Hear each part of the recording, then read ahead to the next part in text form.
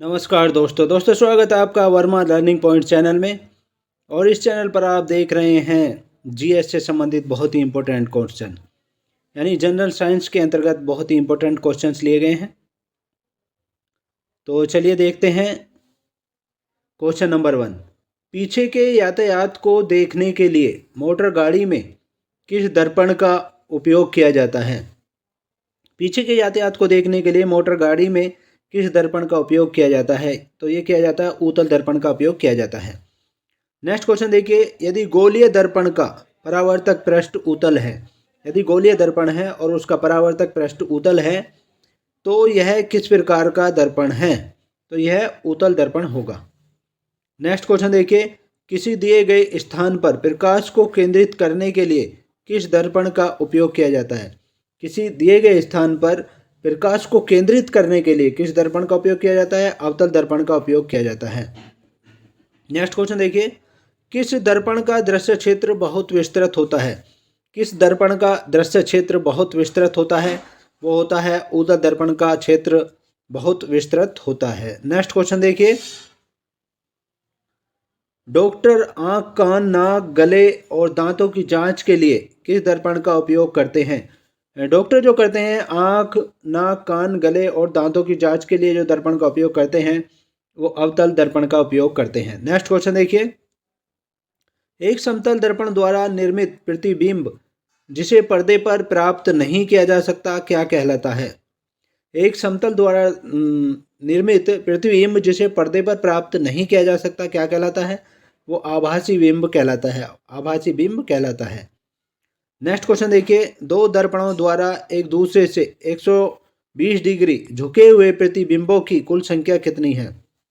दो दर्पणों द्वारा एक दूसरे से 120 डिग्री झुके हुए प्रतिबिंबों की कुल संख्या 2 होती है।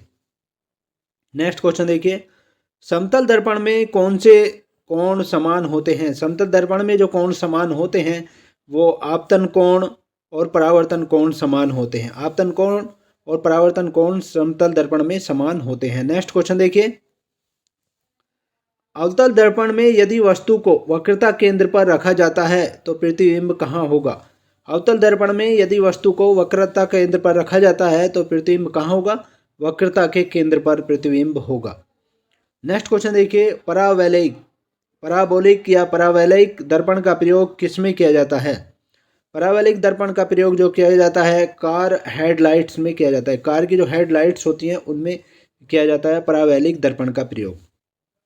नेक्स्ट क्वेश्चन देखिए, यदि पीछे देखने वाले दर्पण में बहुत बड़ी और उल्टी दिखाई देती है, पीछे देखने वाले दर्पण में वस्तु बहुत बड़ी और उल्टी दिखाई देती है तो किस प्रकार के दर्पण का प्रयोग किया जाता है?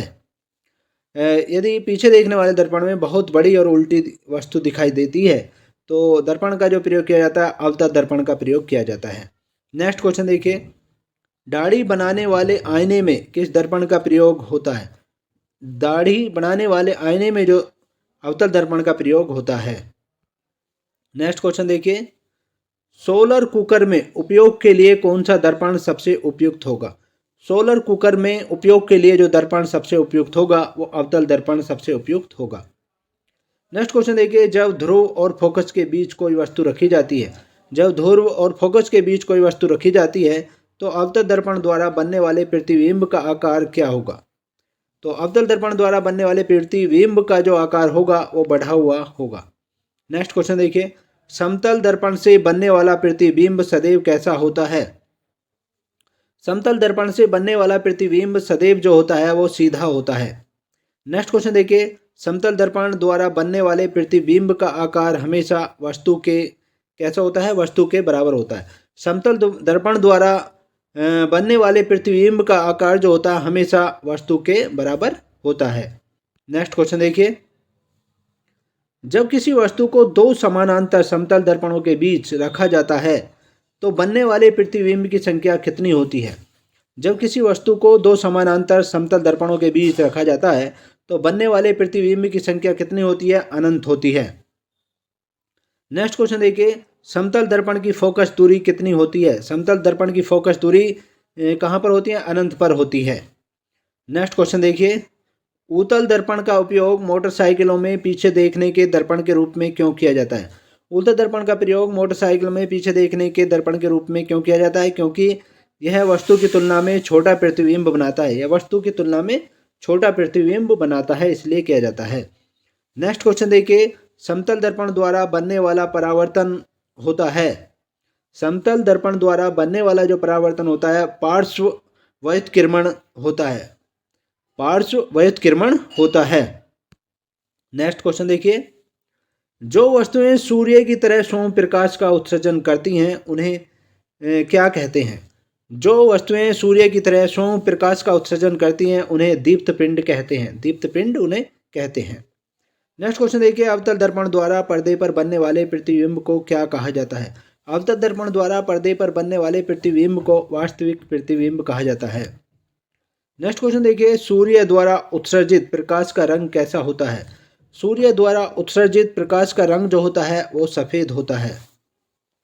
नेक्स्ट क्वेश्चन देखिए, उस घटना का नाम क्या है जिसमें पर्वत शिखर सूर्योदय और सूर्यास्त के आसपास गुलाबी या नारंगी रंग का हो जाता है? उस घटना का नाम क्या है जिसमें पर्वत शिखर सूर्योदय और सूर्यास्त के आसपास गुलाबी या नारंगी रंग का हो जाता है? तो हिम विवाह है। हिम विवाह है, एल्पेनगिलो है।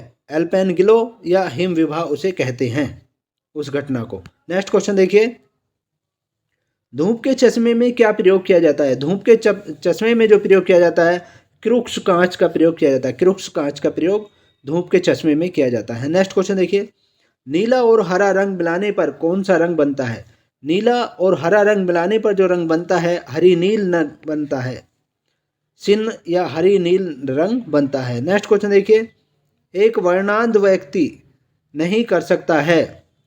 एक वर्णांध व्यक्ति जो होता है कुछ रंगों में अंतर नहीं कर सकता है। वो कुछ रंगों में अंतर नहीं कर सकता है और खासकर लाल और हरे रंग में भेद नहीं कर सकता है एक वर्णांध व्यक्ति, क्योंकि वो जन्म से वर्णांध होता है। नेक्स्ट क्वेश्चन देखिए, मिराज किसका उदाहरण है? मिराज प्रकाश का अपवर्तन और पूर्ण आंतरिक परावर्तन का उदाहरण है। प्रकाश का अपवर्तन और पूर्ण आंतरिक परावर्तन का उदाहरण है मिराज। नेक्स्ट क्वेश्चन देखिए, प्रकाश की दिशा में होने वाले परिवर्तन की घटना जब एक माध्यम से दूसरे माध्यम में होकर गुजरती है तो क्या कहलाती है? प्रकाश की दिशा में होने वाले परिवर्तन की घटना जब एक माध्यम से दूसरे माध्यम में होकर गुजरती है तो क्या कहलाती है? वो अपवर्तन कहलाती है। नेक्स्ट क्वेश्चन देखिए, प्रकाश की तीव्रता मापने की इकाई क्या है? प्रकाश की तीव्रता जो मापने की इकाई है वो कैंडेला है। ज्योति तीव्रता मापने की इकाई कैंडेला है। नेक्स्ट क्वेश्चन देखिए, प्रकाश एक तरंग है। कैसी तरंग है? प्रकाश एक अनुप्रस्थ तरंग है। नेक्स्ट क्वेश्चन देखिए, प्रकाश तरंगे हैं। प्रकाश तरंगे जो हैं विद्युत चुंबकीय तरंगे होती हैं, प्रकाश तरंगे। नेक्स्ट क्वेश्चन देखिए, फोटोन मूलभूत इकाई है। फोटोन जो मूलभूत इकाई है वो प्रकाश की मूलभूत इकाई है फोटोन। और आपको बता दें कि फोटोन की खोज आइंस्टीन ने की थी, जिसके लिए उन्हें नोबेल पुरस्कार भी मिला था। नेक्स्ट क्वेश्चन देखिए, प्रकाश का वेग कितना है? प्रकाश का वेग 3 × 10⁸ है। 3 × 10⁸ 10⁸ मीटर पर सेकंड है प्रकाश का वेग। नेक्स्ट क्वेश्चन देखिए, प्रकाश का वेग सबसे पहले किसने मापा था? प्रकाश का वेग सबसे पहले जो मापा था ओले रोमर ने मापा था और ये 1676 ईस्वी में मापा था। 1676 ईस्वी में मापा था प्रकाश का वेग, सबसे पहले ओले रोमन ने मापा था। नेक्स्ट क्वेश्चन देखिए, प्रकाश की गति सर्वाधिक होती है। प्रकाश की गति सबसे अधिक जो होती है वो निर्वात में होती है प्रकाश की गति। नेक्स्ट क्वेश्चन देखिए, प्रकाश वर्ष किससे संबंधित है? प्रकाश वर्ष जो संबंधित है दूरी से संबंधित है, खगोलीय दूरी से संबंधित है प्रकाश वर्ष। और आपको बता दें कि एक प्रकाश वर्ष बराबर 365.25 दिन इंटू प्रकाश वेग के बराबर होता है, यानी 9.46 इंटू 10⁻12 10⁻12 है ये किलोमीटर होता है प्रकाश वर्ष का मान। प्रकाश वर्ष का मान। नेक्स्ट क्वेश्चन देखिए, ल्यूमेन इकाई है। ल्यूमेन इकाई जो है ज्योति तीव्रता की इकाई है। ल्यूमेन इकाई, ल्यूमेन ज्योति तीव्रता की इकाई है और ये एसआई इकाई है। नेक्स्ट क्वेश्चन देखिए, प्रकाश ऑक्सीकरण प्रक्रिया शुरू की जाती है। प्रकाश ऑक्सीकरण प्रक्रिया जो शुरू की जाती है प्रकाश द्वारा शुरू की जाती है। नेक्स्ट क्वेश्चन देखिए, सर सीवी रमन को उनके किस प्रयोग के लिए नोबेल पुरस्कार प्रदान किया गया था? सर सीवी रमन को उनके किस प्रयोग के लिए नोबेल पुरस्कार प्रदान किया गया था? प्रकाश विकिरण के प्रयोग के लिए नोबेल पुरस्कार प्रदान किया गया था। नेक्स्ट क्वेश्चन देखिए, किसी माध्यम का तापमान बढ़ने पर प्रकाश की चाल कोई परिवर्तन नहीं होता है, क्योंकि प्रकाश की चाल जो है तापमान पर निर्भर नहीं करती है, इसलिए तापमान बढ़ने पर प्रकाश की चाल पर कोई परिवर्तन नहीं होता है। नेक्स्ट क्वेश्चन देखिए, दो समीप रखी हुई वस्तुओं में भेद करने की क्षमता को क्या कहते हैं? दो पास में रखी वस्तुएं हैं तो उसमें भेद करने की क्षमता को क्या कहते हैं? विश्लेषणात्मक क्षमता कहते हैं। विश्लेषणात्मक क्षमता कहते हैं। नेक्स्ट क्वेश्चन देखिए, फोटोग्राफी में मुख्य रंग कौन से हैं? फोटोग्राफी में जो मुख्य रंग हैं वो लाल, नीला, हरा होते हैं। नेक्स्ट क्वेश्चन देखिए, लाल और हरे रंग को मिलाने पर कौन सा रंग बनता है? लाल और हरे रंग को यदि मिलाएं तो पीला रंग बनता है। और आपको बता दें कि लाल और नीला रंग मिलाने पर बैंगनी रंग बनता है, और पीला और नीला रंग मिलाने पर हरा रंग बनता है, और लाल और पीला रंग यदि मिला दें तो ऑरेंज रंग बनता है। नेक्स्ट क्वेश्चन देखिए, न्यूटन के रंग चक्रिका परीक्षण की कार्यप्रणाली के लिए क्या उत्तरदायी है? न्यूटन के रंग चक्रिका परीक्षण की कार्यप्रणाली के लिए क्या उत्तरदायी है? दृष्टि का स्थायित्व का सिद्धांत उत्तरदायी है। दृष्टि का स्थायित्व का सिद्धांत उत्तरदायी है। नेक्स्ट क्वेश्चन देखिए, प्रकाश के स्पेक्ट्रम को सबसे पहले किसने समझाया था? प्रकाश के स्पेक्ट्रम को सबसे पहले जो समझाया था सर आइजक न्यूटन ने समझाया था। सर आइजक न्यूटन ने समझाया था। नेक्स्ट क्वेश्चन देखिए,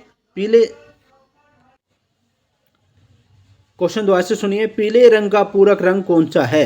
पीले रंग का पूरक रंग नीला होता है। अब आप कहेंगे कि ये पूरक रंग कैसे होते हैं? यदि दो रंगों को मिला दें और श्वेत रंग बने, यदि दो रंगों को मिलाने पर श्वेत रंग बने तो वो रंग जो हैं एक दूसरे के पूरक होते हैं। तो पीला और नीला रंग ऐसे ही हैं, इन दोनों को यदि मिलाएं तो श्वेत रंग बनता है, इसलिए ये दोनों एक दूसरे के पूरक रंग होते हैं। नेक्स्ट क्वेश्चन देखिए, जब नीला तथा हरा रंग मिश्रित किया जाता है तो कौन सा रंग बनता है? जब नीला तथा हरा रंग मिश्रित किया जाता है तो रंग जो बनता है श्यान या आसमानी रंग बनता है। नेक्स्ट क्वेश्चन देखिए, श्वेत प्रकाश के घटकों में विभाजन किसके कारण होता है? श्वेत प्रकाश के घटकों में विभाजन जो होता है विक्षेपण के कारण होता है विभाजन। नेक्स्ट क्वेश्चन देखिए, सूर्य प्रकाश 7 रंगों में किसके द्वारा विभाजित होता है? सूर्य प्रकाश 7 रंगों में जो विभाजित होता है वो प्रिज्म के द्वारा विभाजित होता है। प्रिज्म के द्वारा विभाजित होता है। तो ये थे जीके से संबंधित, जीएस से संबंधित महत्वपूर्ण क्वेश्चंस। नेक्स्ट वीडियो में आपसे फिर मिलते हैं, तब तक के लिए ऑल द बेस्ट, बाय, जय हिंद दोस्तों।